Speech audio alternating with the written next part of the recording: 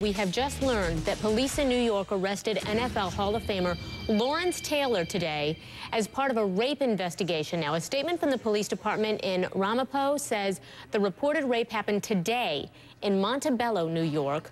Ramapo police say formal charges will be filed once their investigation is complete, but they say they'll provide more information at a news conference this afternoon. Let me give you what we know. 51-year-old Taylor was a linebacker for the New York Giants from 1981 to 1993, and CNN's attempts to contact his agent have not been successful thus far. But when we hear from them or learn any other details about the investigation, obviously we're going to bring it to you right away.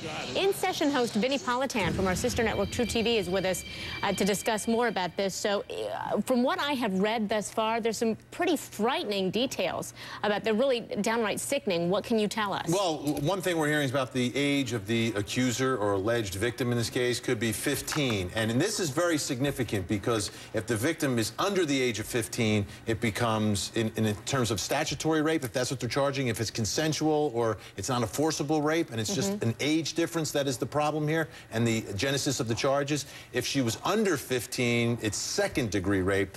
Over 15 but under 17, is third-degree rape, and that is a Class E felony in New York. You're looking at a maximum of 4 years in prison. That's if the charges are just related to the fact that he's 51 and she's underage. Now, if there are any allegations of force or an assault here, then the charges can be escalated and it becomes a big, big problem for Lawrence Taylor. There are reports that she was beaten as well, correct? But we don't know. Yeah, that's what we're hearing, but I haven't heard if they're linking the two together yet because it's not clear exactly what the allegations are or what happened. That's why this press conference, 2 o'clock, going to be very significant. Is it not clear whether he's the only one involved?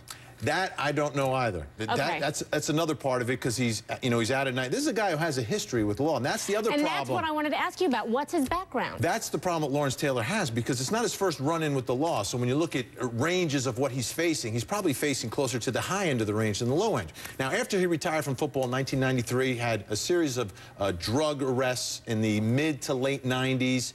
He had some problems with some child support issues. I remember being at the scene of his arrest at his home in New Jersey, 3 o'clock in the morning. Wow. Back in 1997. And just recently, he's also had, about 8 years ago now, or maybe even 10 years ago, some tax problems. So he has some history. And people that come to the table with some history face harsher penalties when and if they're found guilty and ultimately sentenced. But the key facts here that we got to listen for are what are the allegations here? Are the allegations just related to the age difference, which is serious enough, but that's more of a statutory rape because he's this age, she's this age. You know, that's why he's facing criminal charges here. But if there's any sort of force or an assault, if it was non-consensual, then things become much more serious. Well, and a 15-year-old runaway is one report I heard. Is that not confirmed? I've not personally confirmed that yet, so I'm not sure on that part either. But, you know, what's the relevancy of that will be, well, all right, you know, at trial that could be important. Sure. But when police are trying to figure out what happens here,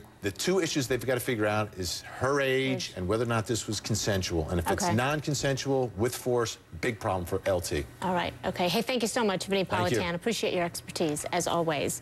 Now, moving on, the suspect